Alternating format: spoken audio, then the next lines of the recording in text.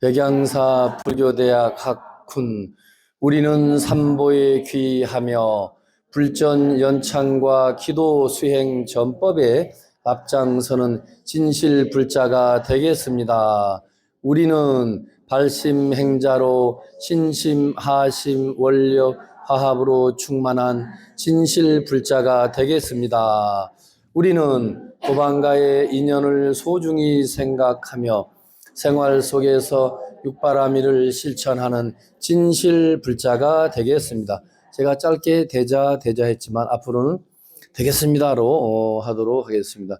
우리는 도반과의 인연을 소중히 생각하며 생활 속에서 육바라밀을 실천하는 진실불자가 되겠습니다. 이렇게 돼 있죠. 육바라밀은 이제 입문반이니까 당연히 모르는 걸 전제로 하긴 하지만 그래도 아시는 분, 육바라밀. 육바라밀이 뭐죠? 6가지 우리가 불자로서 실천해야 될 그 6가지 행동, 6가지 실천해야 할 일을 육바라밀이라고 그래요. 자, 이게 이제 인도 말인데 바라밀다. 따라해 보실래요? 바라밀다. 파라밀다. 네, 파라밀다, 바라밀다. 그래서 다자를 떼고 그냥 바라밀, 파라밀이라고도 합니다. 인도 말입니다. 그 이제 뜻은 우리식으로 말하면 이상세계, 피안의 세계. 뭐 저쪽 서양말 기독교적인 거 굳이 끌어들일 건 없지만 약간 비스무리하게 유토피아, 어떤 이상세계를 우리 한문으로 표현하면 저 피자, 언덕 안자, 피안이라고 그래요. 피안. 이거는 이제 상대적인 말인데 불교에서 쓰는 말입니다. 우리가 사는 중생 세계를 자, 여기 강이 있다고 하면 이쪽 우리 인간이 사는 쪽의 강은 이 차자, 언덕 안자, 차안 그래요. 차안. 내가 칠판을 거의 사용 안 하는데 재미로 한번 써봐요. 처음으로. 차는 이 차문으로 이제 안 써도 되지만 차안.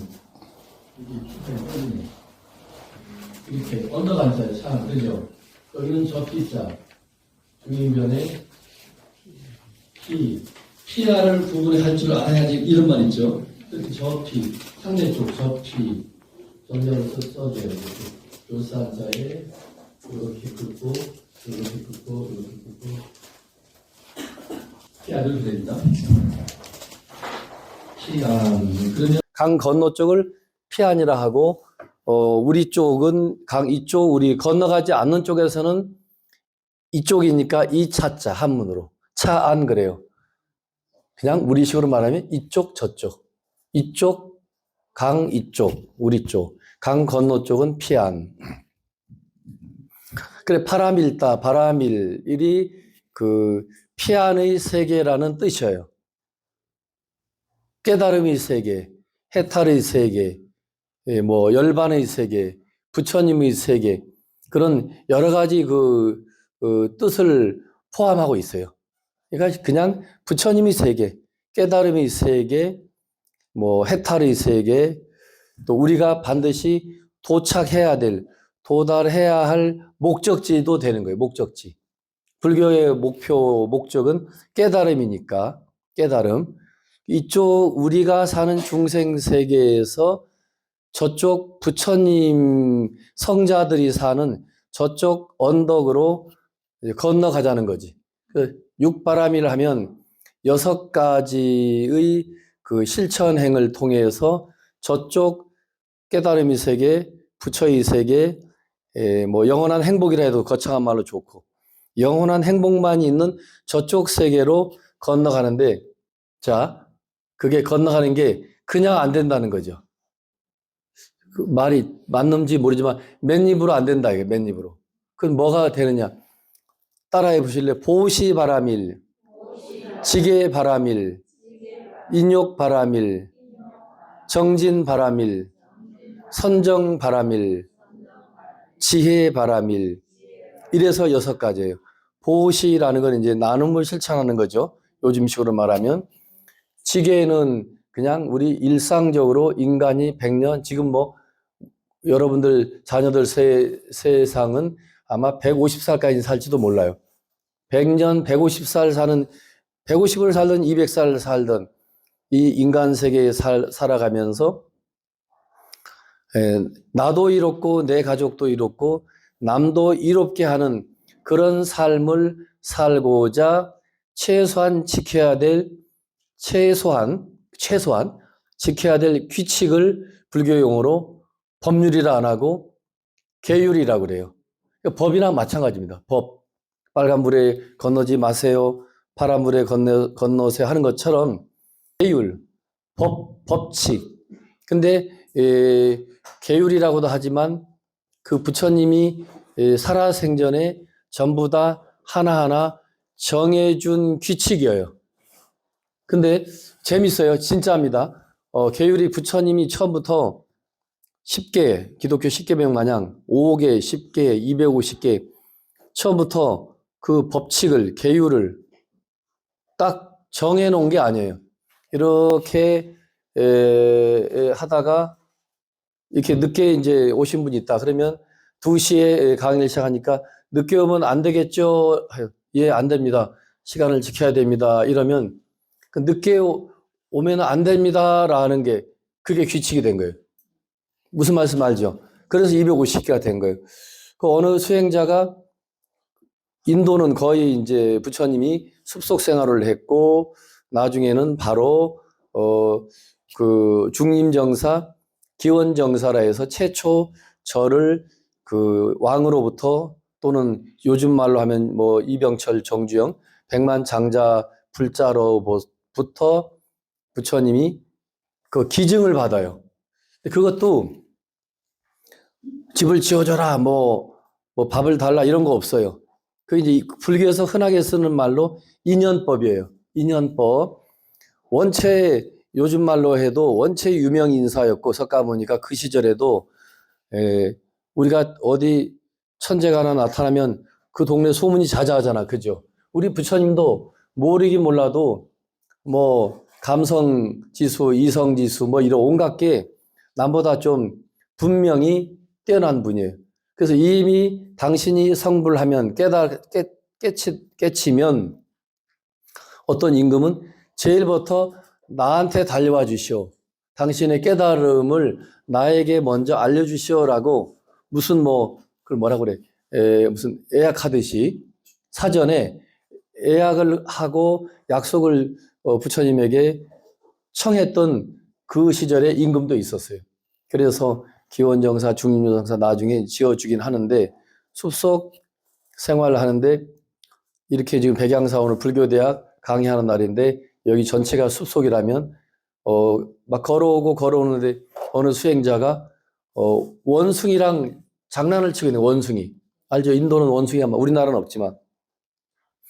그래 이제 백양사 불교대학 여러분 도바님들이 어느 스님이 원숭이하고 짓궂게 장난치는 걸 보고 보기가 흉하다.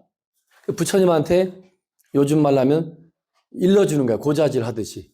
아, 스승님, 부처님, 요 백양사 일주문 오는데 그 언덕에 원숭이랑 어느 스님이 너무 짓궂고 지나치게 장난을 치는데 그 보기가 아주 안 좋습니다. 부처님이 나중에 그 전해드린 말을 듣고 부처님이 귀가 얇거나 그래서가 아니고 딱 들어보시고 수행자가 원숭이랑 또 사람도 마찬가지 동물이랑 지나친 장난을 치면 굉장히 그 다른 사람에게도 보기 흉하고 수행에도 방해가 되겠다. 그래서 그 또 계율을 하나 정해요. 장난치지 말 것, 원숭이 이런 식으로. 그게 이제 나중에 출가한 우리 같은 남자 피쿠라고 하죠. 인도 우리 이제 비구, 중국에서 비구라고 옮겨졌고 한문 뜻으로는 걸사, 빌어먹는 거지가 아니고 빌어먹는 수행자라는 뜻으로 선비사자를 써요. 빌걸 선비사. 비구의 인도말의 원뜻이 조금 순화해서 해석을 하면 그 음식을 빌어먹는 수행자라는 뜻이에요. 여자는 피쿠니, 우리말로 비구니. 그래서 이제 비구, 비구니는 348개의 지켜야 될 계율, 규칙이 있는 거고, 우리 같은 남자 스님은 250개의 계율이 있어요. 엄청 많죠?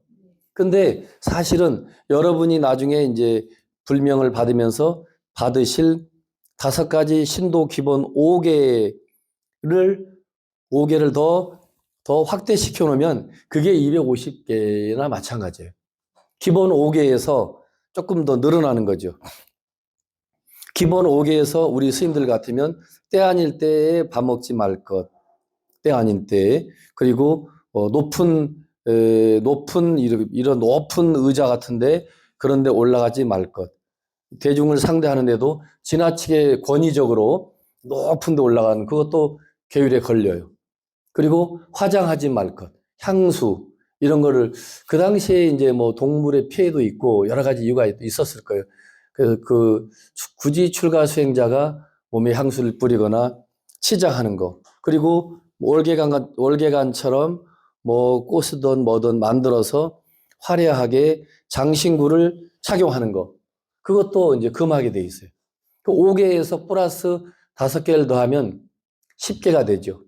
그 외에 쭉 나열하면 250개인데, 보시, 나눔을 실천할 것, 지계, 계율을 또 지킬 것, 그 다음에 인욕, 이 중생이 사는 세계 전체를 불교에서는 참을 인 흑토자로 표현해요. 사바세계라는 인도말이, 사바라는 인도말이 참을 인 흑토, 인토라고 여러분 적어도 돼. 인토. 우리 인간이 사는 세상을 불교의 전문 용어로는 사바라고 그래요. 사바. 사바라는 인도말이고 세계는 그냥 한문인데 한문과 인도말을 섞어서 사바세계 그래요. 정토세계 그러면 극락세계를 정토세계를 하듯이. 근데 사바세계 그 자체가 전부 참을인자, 참지 않고는 단 1분 1초도 참지 않고는 살아갈 수 없는 세상이라는 거지. 그래서 꼭 불교가 아니라 해도 공자님 말씀에도, 그리고 여러분 어떤 집에 가면 백인당중 100번 참고 참는 그 집안에는 뭐 평화가 있다, 이런 비슷한 걸 본 적 있죠. 뭐 3번만 참아도 살인을 면한다, 그죠? 그만큼 그 참을 인자가 중요한 거지. 보시직의 인욕, 그 다음에 정진. 정진은 지금 여러분들이 일정한 불교대학 학생으로 등록해서 끊임없이 무엇을 배우려고 왔으면 거기에 집중적으로 하는 것도 다 정진이죠. 농사 짓는 분 같으면 농사에 최선을 다하는 것. 자기가 하는 직장이든 직업이든 사업이든 가정생활이든 사회생활 모든 그런 일에 있어서 정진이란 말은 부지런히 멈춤 없이 중단 없이 나아가자는 말이 한문으로 정진이에요. 정진. 세밀할 정자입니다. 정미소할 때 정자. 세밀할 정. 진은 진격할 때 하는 나아갈 진자. 이해되셨죠? 그 다음에 이제 선정.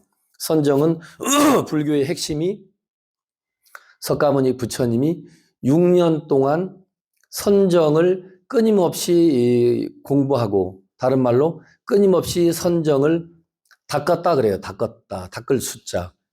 선정을 끊임없이 수행했다 이거죠. 선정은 뭐냐? 여러분이 선정이 무슨 말인지 긴가민가 하면서도 학교에서 독서 삼매 들어봤죠? 그게 오리지널 선정이에요. 삼매라는 말은 인도 말이에요. 쌈마디. 따라해 보실래요? 쌈마디. 사마디. 또는 뭐 삼해도 돼. 삼마디. 그 삼마디 인도 말이 선정이라는 뜻이에요. 선정. 그래서 독서 삼매, 그럼 독서 선정에 들었다 하면 독서 선정이라 안 하고 일반적으로는, 이야, 우리 아들, 딸이 엄마가 밥 먹으라고 불러도 들리지도 않고 공부에 몰입하니까, 이야, 저 친구, 우리 딸이 지금 공부 삼매에 들었다. 선정에 들었다는 말은 잘 일반인들 용어를 모르고 못 써요. 삼매라는 말을 이제 세상 용어가 된 거야. 야, 저 사람은 뭐 정치를 하더니 정치 삼매에 들었어. 바둑을 두면 바둑 삼매에 들었어. 저 사람 뭐 춤바람 나면 춤바람 났다 안 하고 춤산매에 좀 근사하죠. 그러면 춤바람 났다는 것보다 춤산매에 빠졌네, 들었네. 마지막에 여섯 번째가 지혜. 그 집중적인 마음 챙김, 마음 집중의 그 최종적인 마지막에서 발현, 나타나는 그걸 빛이라고 하면 광명, 불교로 말하면 지혜거든요. 그 깊은 집중 삼매를 통해서 거기에서 어떤 광명, 빛이 나타나는 거죠. 그 광명, 빛을 육바라밀에서는 지혜라고 그래요. 지혜. 그리고 다른 말로 하면 볼관자 관이라고 돼요. 관. 자, 그러면 관은 지혜라는 뜻과 같고, 또 삼매는 선정할 때 그 정자가 결정할 정자입니다. 결정할 정. 고요할 정자가 아니고, 여러분들 이해시키기 쉽게 하려고 그 정자는 참선할 정자다. 제가 이렇게 설명해 줘요. 참선할 정자는 아니지. 그게 결정할 정자입니다. 그래서 이 일상생활 속에서 지금 학훈을 가지고 지금 하고 있는데, 도방과의 인연을 소중히 생각하며 여러분 가정생활, 사회생활, 이 국가생활, 이 생활 속에서 보시, 지계, 인욕, 정진, 선정, 지혜 6가지 실천행을 끊임없이 실천하는 진실불자가 되겠습니다라고 우리가 이제 다짐을 하는 거죠. 여러분만 다짐하는 게 아니고 저도, 모든 불교인은 다 이렇게 다짐을 하는 겁니다. 그런 의미에서 같이 앉아 계신 분들은 옆에 짝꿍 한번 쳐다봐봐요. 짝꿍. 내 짝꿍이 맞아요? 여기 이 순간은 내 짝꿍이야. 또 혼자 앉아 계신 분은 자, 서로 옆에 마주 봐봐요. 항상 우리 불교에서는 서로 마주봐도 항상 서로 마주보고 성불하십시오. 성불하세요. 항상 도바님 안녕하세요 하고 항상 합장. 그리고 저 티베트나 미얀마나 스리랑카나 인도나 태국 같은 데 가면 여러분 영화를 많이 보셔서 들어봤을 거예요. 라마스테 그러죠. 그쪽 라마스테 늘 합장합니다. 그냥 무조건 습관적으로 합장. 라마스테 이렇게 하죠. 자, 반야신경을 넘깁니다. 자, 이거는 넘어가고 틱야탄 반야신경을 자, 일주일에 한 번밖에 안 읽는 거니까 자, 읽겠습니다. 강 건너부터 제목부터 시작. 강 건너 참 자유에 이르는 지혜. 관세음보살이 강 건너 참 자유에 이르는 지혜인 반야바라밀다를 깊이 수련할 적에 온이 모두 비어있음을 불현듯 발견하고 이 깨우침으로 모든 괴로움을 극복하였느니라. 사리푸트라여, 이 몸 자체가 비어있으며 비어있음 자체가 이 몸이니라. 이 몸은 비어있음과 다르지 않고 비어있음은 이 몸과 다르지 않느니라. 느낌, 인식, 마음의 의지, 작용, 의식 또한 이와 다르지 않느니라. 사리푸트라여, 모든 현상은 비어있음을 표식을 지니나니 그 참된 본성은 태어남도 없고 죽음도 없고 존재도 없고 비존재도 없고 더러움도 없고 깨끗함도 없고 늘어남도 없고 줄어듦도 없는 본성이니라. 이런 까닭으로 비어있음 가운데 몸도 느낌도 인식도 마음의 의지 작용도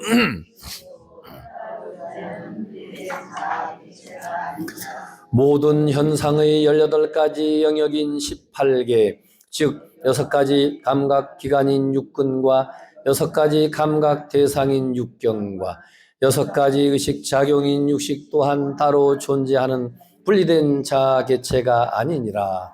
12연기의 생겨남과 그 소멸됨 또한 따로 존재하는 분리된 자개체가 아니니라. 괴로움도 괴로움의 원인도 괴로움의 멸함도 괴로움을 멸하는 길도 깨달음도 성취도 따로 존재하는 분리된 자 개체가 아니니라. 이를 볼 수 있는 사람은 누구든 더 이상 성취하고 깨달을 것이 없느니라. 강 건너 참 자유에 이르는 지혜인 더 이상 마음에 아무런 돌림이 없으니 모든 두려움을 극복하고 그들의 지혜를 하여 완전한 결과를 체험할 수 있느니라. 과거세와 현재세와 미래세의 모든 부처를 강 건너 참자유에 이르는 지혜이 만약 바람을 따르며 진정하고 완전한 깨달음을 얻을 수 있느니라. 그러니 사인들하여 강 건너 참 자유에 이르는 지혜인 바냐바라 밀다는 위대한 진언이요 더없이 밝은 진언이요 최고의 진언이요 견줄 바 없는 진언이요 온갖 괴로움을 없애는 푸르의 진리임을 알지어다. 강 건너 참 자유에 이르는 지혜인 바냐바라 밀다를 찬탄하는 진언을 다음과 같이 이르노라. 갸테 갸테 바라 갸테 바라 샹가테 보디스바하 갸테 갸테 바라 갸테 바라 샹가테 보디스바하 갸테 갸테 바라 갸테 바라 샹가테 보디스바하 갔네 갔네 건너 갔네 모두 건너가서 한없는 깨달음을 이루었네. 갔네 갔네 건너 갔네 모두 건너가서 한없는 깨달음을 이루었네. 갔네 갔네 건너 갔네 모두 건너가서 한없는 깨달음을 이루었네. 잘 따라하셨습니다. 이제 나중에 공부를 하면서 여기에 나타나는 육근, 육진, 육시 여기서는 지금 육진을 티끌 진자를 육경이라고 번역을 해놨지만 지금 거기까지 들어가지 않고 나중에 이제 한두 달, 두세 달 지나면 설명을 하도록 하겠습니다. 참고로 그냥 기억은 안 하셔도 좋은데 우리 몸에 구성되어 있는 6가지 기관을 눈, 귀, 아니, 이, 비, 코, 설, 혀, 신 우리 전체 몸 안, 이, 비, 설, 신, 의. 의는 우리가 알고 있는 의식, 정신입니다. 그래서 안, 이, 비, 설 5가지는 우리 몸 신체 구조를 말하는 거고 6번째 지식할 때 하는 식은 우리 마음을 말하는 거예요. 불교에서 마음이라고도 하지만 한문으로 표기하고 표현할 때는 지식할 때 쓰는 알식자로 우리 마음을 표현해요. 따라해 보실래요? 육식, 칠식, 팔식, 구식. 우리 마음을 프로이드 심리학에서 제가 늦게 사회복지 심리학을 사회복지 그 4년 공부를 해보니까 그 하나의 그냥 정규 과목도 있지만 뭐 그냥 부전공 이런 뭐 과목으로 구스타프 칼 융, 프로이드 뭐 정신심리학, 사회복지 그런 것도 또 가르쳐 주더라고. 그래서 불교랑 통하는 면이 있어요. 찰칵 찍었다. 뭔가 찍었다. 아무튼 나를 잘 나오게 찍은 것 같아. 그래가지고 따라하세요. 의식, 잠재의식, 무의식. 그거는 여러분도 하도 들어서 할 거예요. 그거는 서양 프로이드 심리학에서 구스타프 칼 융이나 프로이드나 이쪽 심리학자들이 약간 불교적인 것도 그분들도 공부를 합니다. 그래서 자기들이 편리하게 유리한 쪽으로 그런 개론서를 만들면서 인간의 그 마음을 의식, 잠재의식, 무의식으로 구분하는데 불교에서는 의식을 육식이라고 그래요. 안, 이, 비, 설, 신, 의 그랬죠. 그럼 모든 기관마다 각각의 알식자, 마음이 있는 거예요. 안근 하면 뿌리 근자를 쓰거든요. 육근 하면 우리 4대 육신을 육근이라고도 해요. 의식을 포함해서. 안, 이, 비, 설, 신 이 5가지를 통해서 얻어지는 지식 또는 거기서 발생하는 내가 이걸 보면 이게 지금 뭐 물병이네 이렇게 보고 알게 눈으로 보고 눈은 뿌리 근처 안근 눈이 이걸 보고 스트롱도 꼽혀 있고 이게 무슨 뭐 물병이다. 이렇게 알미 형성되죠. 이렇게 눈으로 보고 바로 알미 형성되는 것을 안식이라고 그래요. 귀로 제 지금 얘기가 들리죠? 듣고 이런저런 스님 얘기를 같은 한국 사람이니까 소통이 된단 말이에요. 그럼 귀로 듣고 아는 그 마음 또는 그 알식자 지식을 마음을 포함해서 이식 그래요. 비식, 혀로 느낌을 아니까 설식, 몸 전체로 아니까 신식. 그 다음에 우리 의식으로 전체를 통합적으로 아니까 의식 그래요. 저 사람 의식이 있는 사람이야? 이런 말 하죠. 근데 그 의식보다 조금 더 깊은 마음 의식을 따라하세요. 칠식, 만화식. 인도 말로는 만화식 그래요. 그 다음에 더 잠재의식 정도 되는 거를 팔식, 팔식을 합니다. 8팔자. 인도식으로 말하면 아레야식, 아레야식, 아레야식, 아레야식. 그 다음에 구식은 진짜 오염되지 않는 순수한 우리의 그야말로 100% 부처님 마음, 뭐 예수님 마음, 완벽한 선, 어질인 사랑, 자비로만 완전하게 온전하게 충만된 본래 자기의 부처 마음을 구식이라고 그래요. 9구자. 근데 그걸 한문 뜻풀이에서는 자 따라하세요. 신백, 깨끗할 정, 백정식. 그걸 한문으로는 그 청정한 그 본래 마음을 이 식의 이론에서는 제9 백정식 그래요. 백정식. 신백자. 그냥 하얀 그 순백 그 자체다 이거지. 그래서 이 우리의 4대 육신은 나에게 있고 이 6가지 의식을 포함한 6가지의 몸과 의식을 통해서 내가 객관 세계를 만나는 거죠. 제가 늘 설명할 때 옛날에 영화에 뭐 해리가 셀리를 만날 때 있었죠. 뭐 셀리가 해리를 만날 때인가. 아무튼 해리가 셀리를 만날 때인 것처럼 남자 여자 짝꿍이 있는 것처럼 하나만 설명하면 눈은 물질, 이 보이는 모든 물질과 애인 관계인 거예요. 우리 눈은 모든 색채, 물질, 빨주노초 파남보 관계없이 모든 어른거리고 보이는 건 다 눈하고 수평적으로 이 짝꿍이 되죠. 귀는 뭐하고 짝꿍이 될까요? 소리. 그러면 혀는 맛, 아니 비, 설, 신은 촉감.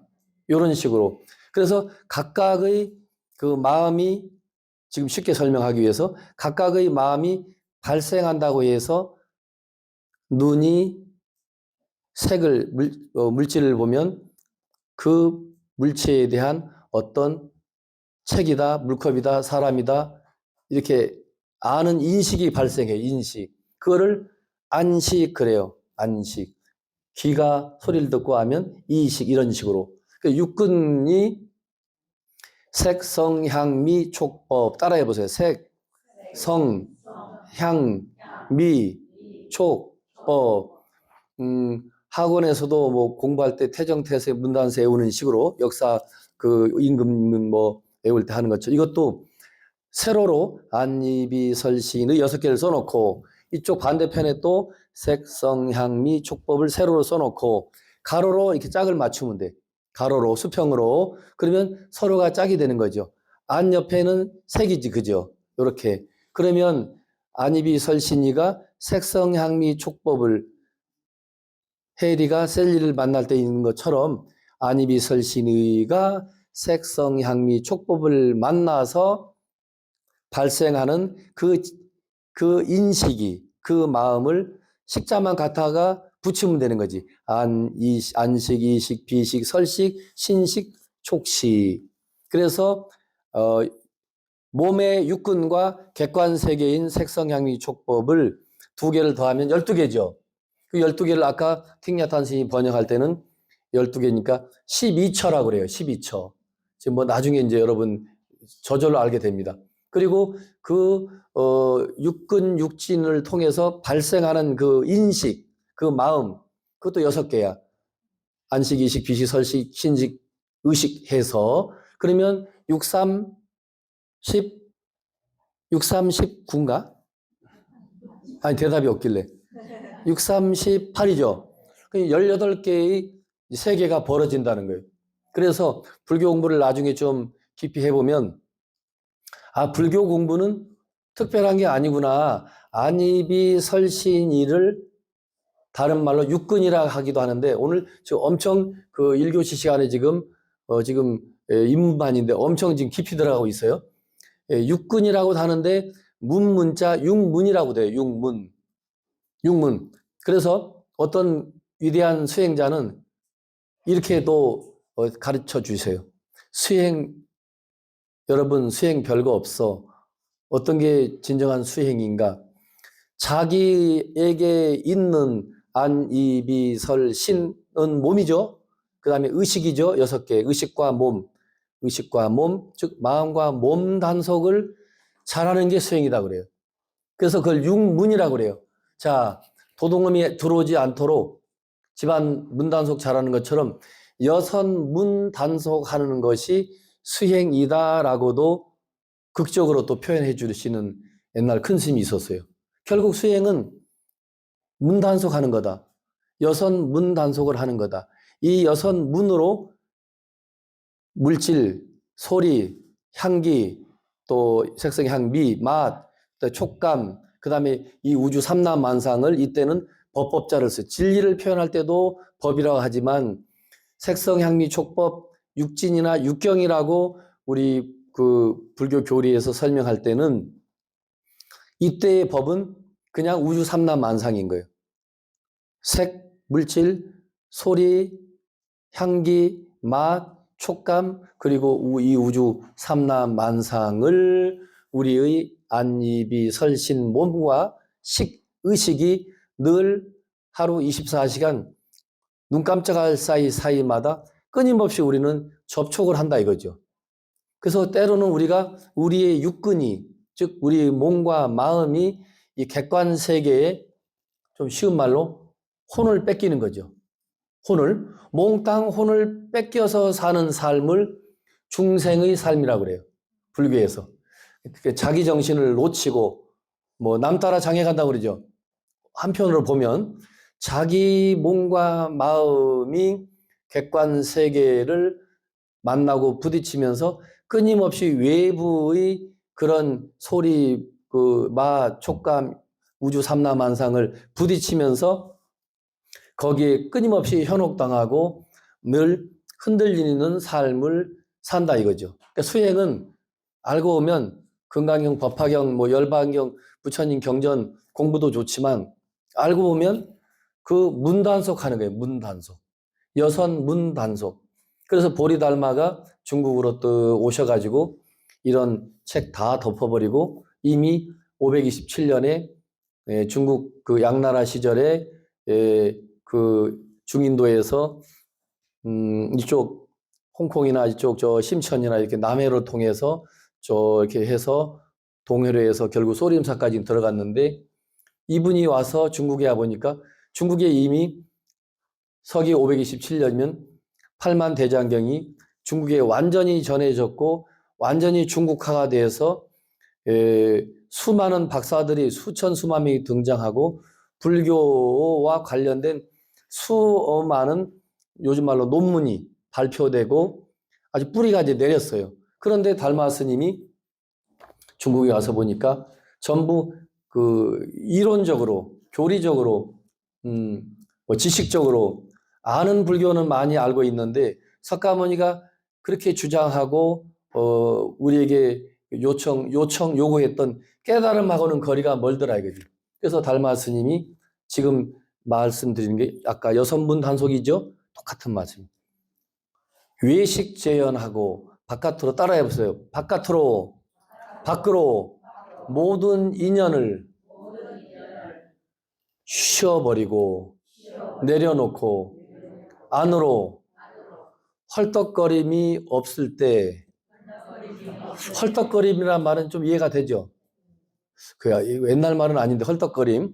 그러니까 마음이 안정되지 못하고 쿵쾅쿵쾅 출렁출렁 파도가 치듯이 그렇게 요동치고 많은 흔들림이 있는 것을 우리말인데 그 헐떡거린다. 한문에도 그 헐떡거린다는 그 외식 재현어 내심 무천 그 천자가 헐떡거릴 출렁거릴 천자인데 외식 재현 밖으로 모든 인연을 쉬어버려라. 그게 아까 말한 대로 색성향위 촉법 내 몸과 마음이 바깥 이 객관 세계를 상대할 때 거기에 마음을 뺏기지 말고 달리 말하면 눈을 감아버려야 되는 거지.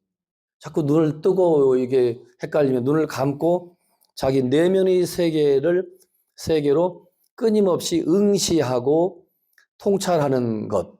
그게 불교의 참선이에요. 그러니까 밖으로 모든 너저분한 인연들을 다 내리고 안으로 출렁출렁 마음이 잡념이 출렁출렁 하는 것 그게 다 쉬어질 때 내심 무천 안으로 출렁거림 헐떡거림이 없고 그렇게 해서 어느 정도냐 따라해 보실래요? 마음이 장벽과 같을 때 장벽은 이거죠. 담장, 벽. 내 마음이 이 담장은 요지부동이잖아요. 지금 여기 이 벽만 봐도 내 마음이 이 벽과 같은 거지. 심려 장벽 그래요. 마음이 저 담장과 같이 요지부동일 때 따라해 보실래요? 진실로 도에 들어간다. 그때 말하는 도는 진리죠, 이제. 그럴 때에 도를 깨친다든지 도에 들어간다든지 한다는 거죠. 그러니까 철저하게 불교는 그 여선 문단속하는 거, 여선 문단속하는 게 불교의 달리 보면 수행이라고 이제 할 수도 있어요. 자, 전번에 부처님 그분 전번에 한번 읽었죠. 이제 위대한 출가 그죠? 이제 10페이지 넘겨보세요. 자, 이게 이제 그 리즈 데이비즈 박사 그쪽에 보시면 제일 하단에 리즈 데이비즈 박사는 이렇게 말했답니다. 저 10쪽을 펴보세요. 폈죠? 10쪽. 읽은 그대로 이해가 되시죠? 이거는 우리가 정말 자랑하고 또 자랑해도 끝없이 자랑해도 될 대목이에요. 불교 역사가 실제 그래요. 개별적인 수행자들이 어떤 이권 싸움을 하고 뭐 싸움을 했는지는 몰라도 적어도 하나의 종교를 다른 나라에 전도, 전법, 전파하는 과정에서 우리 불교를 내가 너네들에게 전해주는데 안 믿어? 그러면 뭐 다른 방법 없어. 다 죽일 거야. 서양의 기독교 역사는 전쟁의 역사예요. 그 종교를 들이밀고 십자가를 들이밀고 안 믿을 거야? 그럼 너네는 하나님, 그것도 하나님의 이름을 죽여요. 그러니까, 근데 불교에서는 없어요. 부처님의 이름으로 뭐 누굴 죽인다든지, 괴롭힌다든지, 이게 없어. 이거는, 불교밖에 없어요.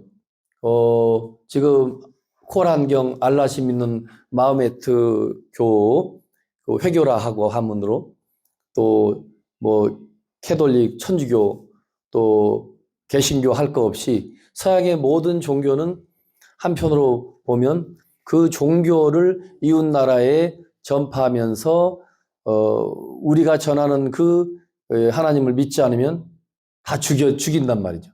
그리고 하나님의 이름으로 죽이면서 또 죄가 안 되는 거야. 실제 이거는 3000년 불교 역사에서 없어요. 그래서 아쇼카 대왕이라는 사람이 중국의 진시황 마냥 부처님 열반 이후 한 300년 후에 태어나신 양반인데 그나마 그 시절에 통일 인도를 통합하고 최초의 통일 황제가 된 거죠. 얼마나 그러면 많이 죽였겠어요.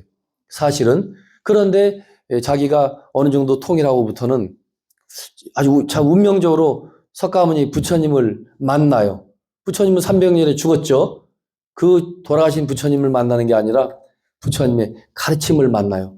너무 위대한 거야. 그래가지고 인도 부처님 태어나신 곳, 최초로 설법하신 곳, 최초로 깨달으신 곳, 마지막 열반하신 곳에 그 석주에다가 다 기념비적인 옛날 인도 고호를 새겨 넣어서 거기다가 여기는 고타마 시타르타 석가세존이 태어나신 곳, 성도하신 곳, 마지막에 열반하신 곳, 최초로 사르나트 설법하신 곳, 다 석주를 세워놨는데 아무튼 불교 역사는 뭐 천번 만번 강조해도 자비니까 뭐 그렇게 전쟁을 일으키지 않았지. 그게 아니에요. 뭐 기독교는 사랑 아닌가? 사랑인데 끊임없이 종교를 내세우면서 그야말로 피빈내를 일으켰지만 불교는 단 한 번도 어떤 나라든 불교를 이웃 나라에 전파하면서 안 받아들인다고 괴롭히거나 단 한 사람도 괴롭힌 역사는 불교 역사에서는 없었다. 자, 책을 펴보십시다. 위대한 출가. 자, 봅시다. 자, 한번 간단한 내용이니까 읽어봅니다. 자, 11쪽 폈지요. 탄생부터. 지금도 우리가 뭐 사주를 보고 관상을 보듯이 우리 인간이 사는 곳에는 다 비슷한 것 같아요. 3000년 전에도 부처님이 태어나고 또 굉장히 늦둥입니다. 늦게 태어났어요. 수토다나 왕과 마하마야 부인 사이에 그렇게 아이가 안 생겼는 늦게 생긴 아이입니다.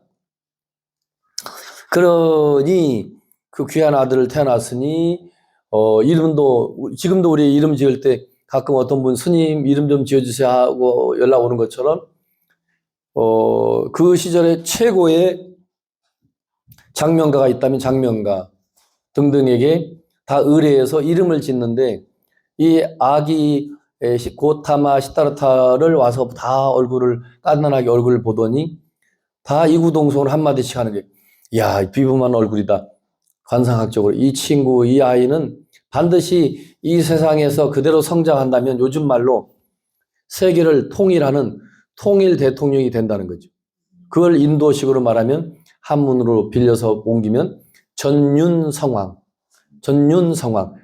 구를 전자, 그 운전수 할 때 그 굴 운전할 전자, 술의 윤자, 성인 성자, 임금왕자. 그래서 요즘식으로 말하면 이 지구를 다 통합하는 유일한 통합 황제가 된다는 거죠. 그런데 만일 이 친구가 아기가 출가해서 수행자의 길을 간다면 이 세상에 영원한 진리의 광명을 비춰주는 위대한 부처, 우리식으로 말하면 위대한 성자가 될 것입니다라고 두 가지로 말해준 거예요. 그런데 그 지금 말한 누구지? 꼰단야라는 이 젊은 이 친구도 뭘 잘 보나 보는데 꼰단야라는 친구만이 아닙니다. 반드시 딱 한 가지로만 반드시 출가합니다. 그래서 위대한 성자가 될 겁니다. 위대한 붓다가 돼서 무지몽매한, 요즘 말로 하면 이 무지몽매한 이 세상의 모든 이웃들을, 불교식으로 말하면 모든 이웃이, 모든 중생들을 구제하고 구원할 위대한 붓다가 될 것입니다라고 이제 말했다는 거죠. 그래서 왕자가 이제 태어난 지 1회 만에, 참 우리 부처님이 또 비극이야. 태어난 지 일주일 만에 엄마가 돌아가셔요.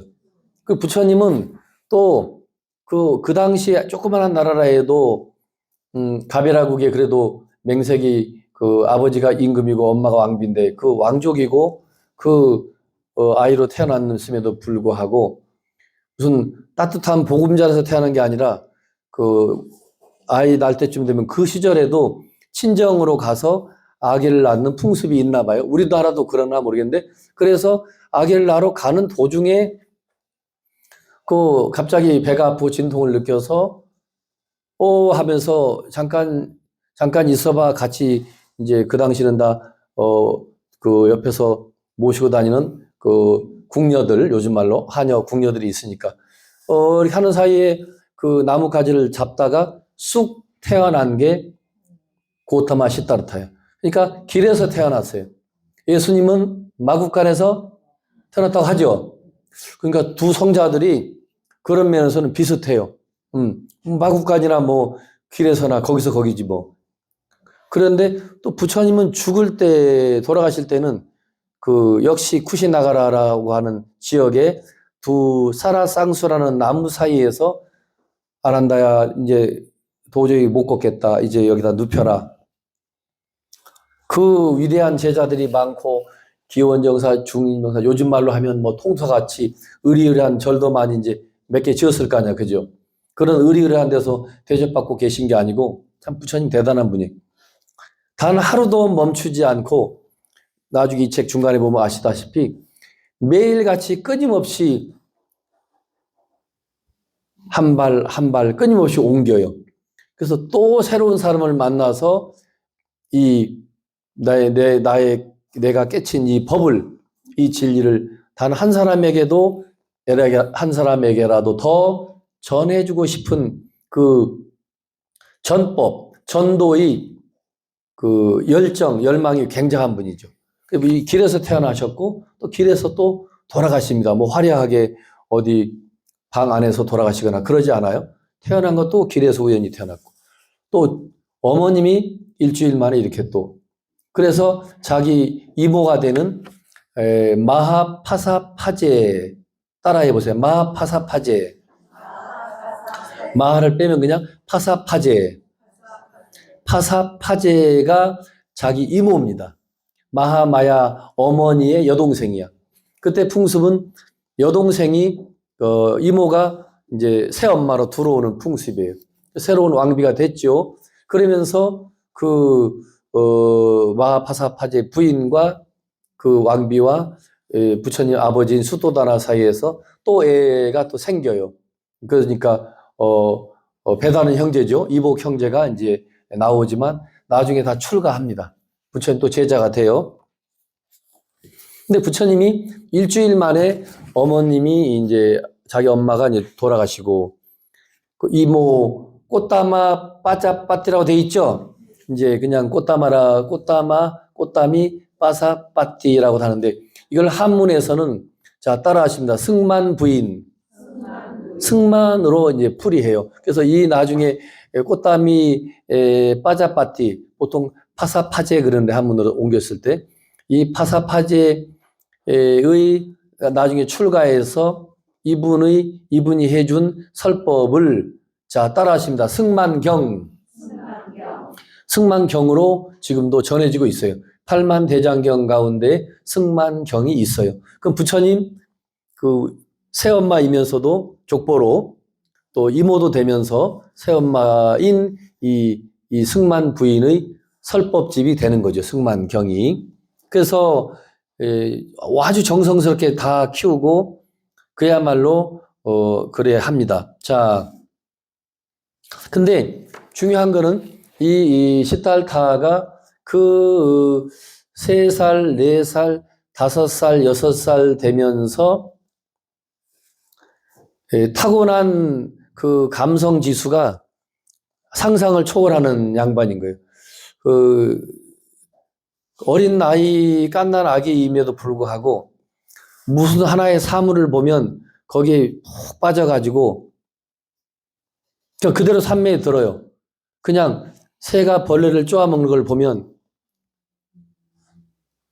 이러고 그냥 쳐다보고 하루가 가는 이틀이 간지 모르고 그걸 쳐다보고 있는 거죠.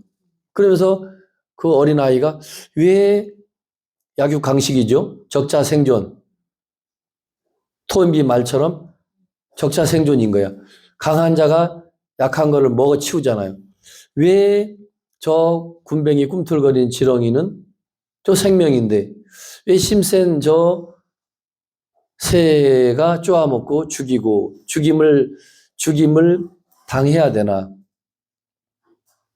그리고 이렇게 앉아있으면 하루인지 일주일인지 그냥 그대로 앉아있어요. 그러니까 부처님 아버지인 수도다나 왕이나 승만 부인 자기 이모이면서 새엄마인 마파사파제 그 왕비 입장에서는 그 새엄마 입장에서는 걱정이죠. 무슨 애기 같지가 않은 거야. 그냥 한번 어디에 몰입하면 그대로 뭐 일주일씩 그냥 밥을 안 먹어도 배도 안 고픈가 봐. 그냥 그대로. 그래서 어떻게 보면 부처님의 수행이 그 어릴 때 누구한테 배우지도 않은 명상, 깊은 사유, 거기에서 아마 반 이상은 수행을 다 했다는 말도 있어요. 결국 부처님은 나중에 스승은 있지만 그 스승을 통해서 완전한 깨달음을 얻지 못하거든요. 나중에 나옵니다. 뭐 알라라 깔라마 우타카 라마푸타라는 최고의 스승을 만나서 최고의 요즘 말로 요가, 명상, 최고의 기법을 다 마스터해가지고 상상을 초월하는 그 정신적인 지도자가 됨에도 불구하고 만족을 못해요. 이건 깨달음이 아니야 그러고 하고 알라라 깔라마 우타카 라마푸타랑 이별을 하고 그 스승들은 야 이만하면 됐다. 너 이 세상에서 너를 뛰어넘을 사람은 없어. 내 후계자가 되면 좋겠어라고 해도 부처님이 정중히 사양합니다. 저는 아직 갈 길이 멉니다라고 하고. 그래서 자, 그 네 가지 충격적인 체험을 하죠. 그거 이제 읽어봅니다. 시작. 왕자가 장성하자 부왕은 아들이 결혼을 하고 가정을 이루어 왕실의 훌륭한 후계자가 되어주기를 간절히 바랬다. 현자 꼰단야의 충격적인 애언이 항상 내리를 떠나지 않았고 정말 어느 날엔가 왕자가 훌쩍 집을 떠나 고행자의 떠돌이 생활로 뛰어들까봐 두려운 마음을 떨칠 수가 없었기 때문이다. 부처님 아버지 어머니도 야 이거 큰일 났다. 그래가지고 이게 자 한 장 넘겨봅니다. 넘겼었죠. 그래서 빨리 결혼을 시켜요. 그래서 야소다라를 아까 우리 족보에서 봤죠. 야소다라를 급히 다 이렇게 해가지고 이제 결혼을 시킵니다. 자, 그래서 16살 어린 나이에 아름다운 야소다라 공주와 아마 동갑일 거예요. 둘이 동갑냅니다. 결혼을 시켜버려요. 공주 꼴리아는 그러니까 야소다라죠. 야소다라 꼴리아의 성은 숫바붓다 왕과 빠미따 왕비의 외동딸이래. 왕자의 외사촌이었으며 왕자와 동갑 맞네 그죠? 동갑이었죠. 그래서 부왕은 왕자를 위해 최상의 안락한 환경을 마련해 주었다. 전하는 이야기에 의하면 우리 이제 고타마 시타라타 왕자죠. 인도의 사계절에 맞는 궁전을 각기 하나씩 가지고 있었다. 자, 저를 보세요. 원체 감성 지수가 이거는 뭐 상상을 초월하는 애이니까 요만큼이라도 불편함을 못 느끼게 하려고 추운 겨울에 추움을 못 느끼도록 따뜻하게 해주고 여름은 더운 게 당연하잖아요. 근데 덥지 않도록 에어컨 시설은 없었지만 에어컨 시설을 다 해줄 정도로 시원하게 그런 별장을 다 지어주는 거죠. 덥지 않는 별장, 시원한 별장 이런 식으로 그걸 삼시전이라고 그래요. 추나 추동 사계절인데 인도는 그냥 크게 겨울, 그냥 여름 겸 가을, 봄 이렇게 해서 세 계절의 불편함을 느끼지 않도록 태자가 머물 수 있는 왕자가 머물 수 있는 집까지 근사하게 지어줬다 이거죠. 자 그렇게 돼 있어요. 그리고 동갑내를 만나서 이제 알콩달콩 잘 살게 했는데 부왕은 왕자를 위해 최상의 안락한 환경을 마련해 주었다 이렇게 돼 있죠. 전하는 말에 의하면 지금 설명한 세 계절에 맞는 궁전을 하나씩 지어줬다 이렇게 돼 있고 그런데 이런 모든 것도 이 고타마 시타라타에게는 아무런 의미가 없어요. 자, 그거를 이제 알게 될 겁니다. 자, 그 밑에 봅시다. 보면 무엇 하나 빠진 것 없이 없는 가운데 춤과 노래, 사치와 쾌락에 파묻혀 괴로움이라고는 전혀 모르고 살도록 이제 해준 거죠. 그러나 이렇듯 아들을 쾌락 속에 묻히게 하여 세 속에 붙잡아 두려는 부왕의 노력도 결국은 허사였다. 호기심 어린 아들이 눈으로부터 인생의 모든 고통을 감추려는 수토다나 왕의 노력은 오히려 시타타 왕자의 탐구심만 키워주어 결과적으로 진리와 깨달음을 구하려는 결의를 더욱 굳혀줄 따름이었다. 나이가 들면서 왕자는 차츰 세상의 비애에 대하여 눈을 뜨기, 이제 나이가 들면서 결혼도 했죠. 17, 18, 19, 20이 되면서 이 세상이 매일매일 행복한 것만은 아니구나. 조그마한 나라니까 늘 이웃 큰 나라가 쳐들어올 거 아니에요. 그 석가족이 나중에 석가족은 다 멸망합니다.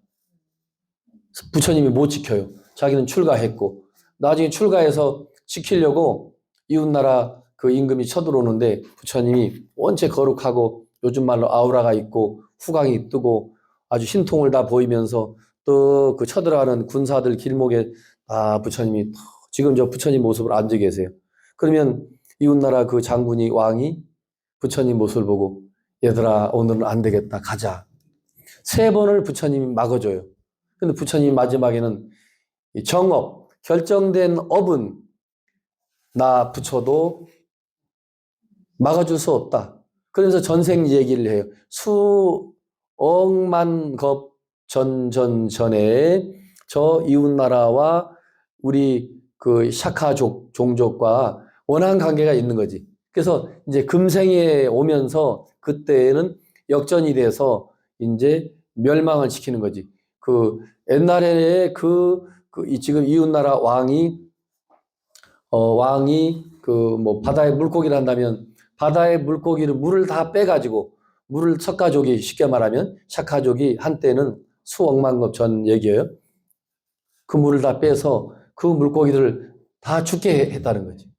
그래서 그게 세월이 흘러서 이제 역전됐어. 그래서 이제 다 서로 인간 세계에 태어났는데 그 죽었던 물고기들은 또 다른 인간으로 환생해서 이웃나라 왕이 돼 있고 더 강력한 군사를 거느리고 그냥 이웃나라를 침범해서 요즘 말로 합병해서 자기 나라로 만들려 하는 거죠. 근데 그 밑바닥에는 부처님이 지혜와 신통을 가지신 분이니까 뭐 그야말로 그 신통으로 부처님이 과거 전생을 바라볼 때 그런 악연이 있더라 이거죠. 그래서 내가 3번은 막아줬는데 더는 못 막아줍니다. 그리고 결국은 석가족이 다 멸망을 해요. 부처님이 이 어린 나이에 짧은 기간에 많은 그 나라는 조그만하지요. 이웃 나라는 침략해 오지요. 그러면서 자기는 감성 지수가 엄청 높죠. 그리고 그러면서 이제 이 양반이 더 슬픔밖에 없는 거예요. 슬픔. 자, 어느 날 왕자 77쪽 봅니다. 어느 날 왕자가 마부 찬나를 데리고 왕실 정원으로 가다가 일찍이 보지 못했던 놀라운 광경을 목격하였다. 이렇게 돼 있죠. 자, 어느 노쇠한 늙은이가 기력이 완전히 쇠잔하여 슬픈 목소리로 울부짖고 있었다. 여기 마부 찬나라고 돼 있죠. 어떤 책에는 또 찬타카라고도 돼 있어요. 근데 자, 그 짙은 글자 읽습니다. 시작. 도와주세요. 나를 구해주세요. 제발 좀 도와주세요. 지혜로 오가고 소용없나요? 이게 이제 부처님이 최초로 그 왕궁에서 작은 나라라 해도 왕궁에서 3세 계절에 조금도 불편하지 않도록 호강하고 살게끔 아버지가 다 꾸며줬음에도 불구하고 마부 찬나를 데리고 성문 밖을 나갔다가 우연히 이렇게 그 아주 노쇠한 노인을 만나고 다 죽어가는 목소리로 울부짖으면서 도와달라는 거죠. 집에도 못 가고 이 길에서 죽게 생겼다 이거지. 근데 이게 고타마 시타르타가 최초로 경험한 충격이었다는 거예요. 아, 인간은 저렇게 늙고 또 저렇게 병도 드는 건가? 그럼 나도 그러면 언젠가 늙고 저렇게 될 거 아니야. 이제 이런 충격을 받았다는 거예요. 자, 그래서 그 끝까지 읽습니다. 시작. 시작. 인간다운 우아함이나 기쁨이라고는 전혀 찾아볼 수 없는 비참한 모습이었다. 세 번째는 사랑하는 사람의 시신을 메고 화장터로 가면서 비통해하는 어느 친족들이 장례 행렬을 만난 것이었다. 생전 처음 보는 이런 비참한 광경에 왕자는 엄청난 충격을 받지 않을 수 없었다. 더욱이 마부의 말에 의하면 그 자신도 사랑하는 아내 야소다라도 그 밖의 모든 친척들도 아니 그 누구도 애여 없이 늙고 병들고 죽기 마련이라고 하지 않는가. 마부 찬나가 옆에서 한마디 도와준다고 한마디 한 말이 이 고타마 시타라타한테는 더 충격인 거죠. 왕자님도 결국 이렇게 됩니다. 그래? 나도 죽고 누구도 모든 인간은 피할 수 없단 말이야. 이래서 이제 이런 일이 있은 지 며칠 되지 않아 왕자는 출가 사문과 마주쳤다. 다시 이제 또 기력을 회복하고 기분이 왕창 나빠져 가지고 바깥 출입을 안 하려 하다가 며칠 지나서 또 마부 찬나야 자기 이제 경호원 벽이니까 가자. 오늘은 뭐 북쪽 문으로 나가보자. 그 나가는데 거기에 웬 그 출가 수행자죠. 머리도 단정하게 깎고 그 출가 수행자가 저기서 차박차박 원스텝 걸음을 옮기는데 부처님하고 요즘 말로 코드가 맞는 사람이 이제 걸어오는 거예요. 내가 비록 출가는 안 했지만 내가 가야 할 길이 여기다. 저 사람이다. 얼마나 무슨 수행을 했길래 저렇게 평화로운 모습으로 저렇게 단정하게 걸을 수가 있을까?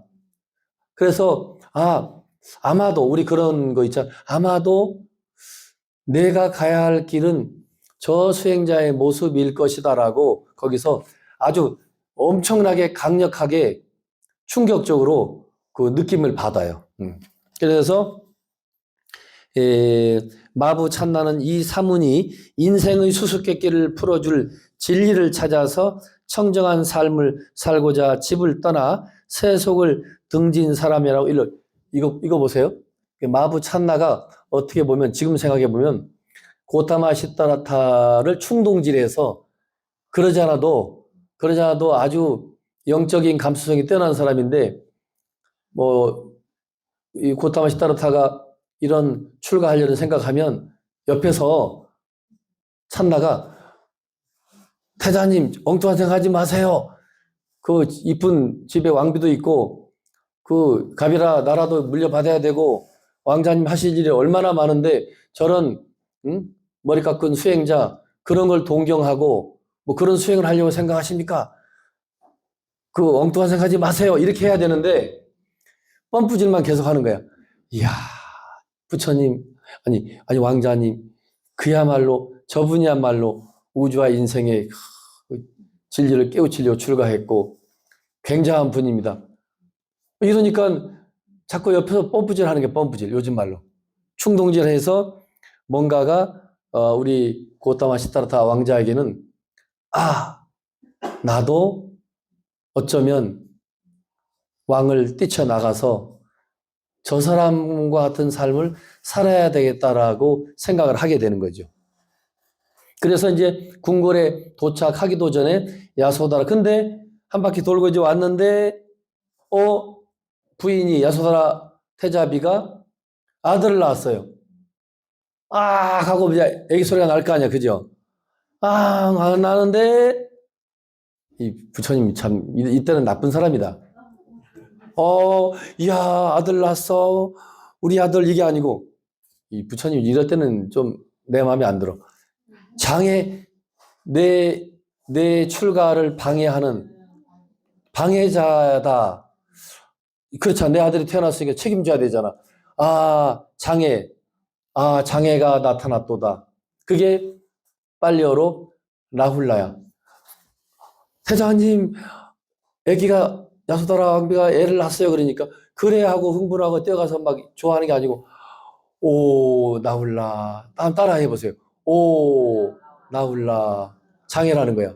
그래서 이 과정을 겪으면서 부처님께서 29살에 드디어 이게 지금 많이 건너뛰어서 그렇지 얼마나 그 과정이 많았겠어요. 부왕은 출가를 반대했고 뭐 도망가면 붙잡아오고 예를 들면 많은 과정이 있었지만 최후의 출가는 29세에 합니다. 그러니까 제가 14살에 출가했거든요. 근데 부처님이 29세에 했으면 빨리 한 건 아니지. 그죠? 빨리 한 건 아니죠. 29세에 그때는 어느 누구든지 못 말리는 거야. 아버지도 못 말리고. 그 밤에 몰래 마부는 말을 책임지는 마부를 살짝 불러. 야, 찬나야, 가자. 그러니까 성문이 다 닫혀져 있는데 그 말을 딱 부처님이 올라타고 마부도 뒤에 마차에 탔는데 이랴 하고 한번 궁덩이를 때리니까 그 높은 성을 이 백마가 훌쩍 뛰어넘어서 넘더라고요. 그래서 이제 다음 시간에 말씀드리겠지만, 자, 따라하십니다. 유성 출가. 넘을 유, 성곽 성, 성을 뛰어넘어서 출가했다는 게 나와요. 자, 요것만 따라하고 마칩니다. 부처님은 전생부터 돌아가시는 열반까지를 여덟 장면으로 설명해 놓은 그림을, 자, 따라하신다. 팔상성도. 그리고 8장면으로 우리 그 책 차례 같으면 하늘에서 내려오는 모습, 비람강생상, 또, 사문유관상, 유성출가상, 설산수도상, 수화항모상, 녹은정법상, 뭐 쌍림열반상, 이래가지고 8장면으로 그 부처님의 일대기를 그린 책을, 자, 따라하십니다. 팔상경, 팔상록, 8장면 모양으로 기록한 경전을 팔상록 또는 팔상경이라고도 하거든요. 그래서 그 큰절 같은 데 가면 이 8장면의 부처님이 하늘에서 내려오는 모습부터 해서 쿠시나가라에서 마지막 열반하는 모습까지 8장면으로 그려놓은 그림을, 자, 따라하십니다. 팔상성도. 그때 도자는 그림 도자입니다. 오늘은 유성 출가 전까지 여기까지 공부를 하고 마치도록 하겠습니다. 여러분 수고했습니다.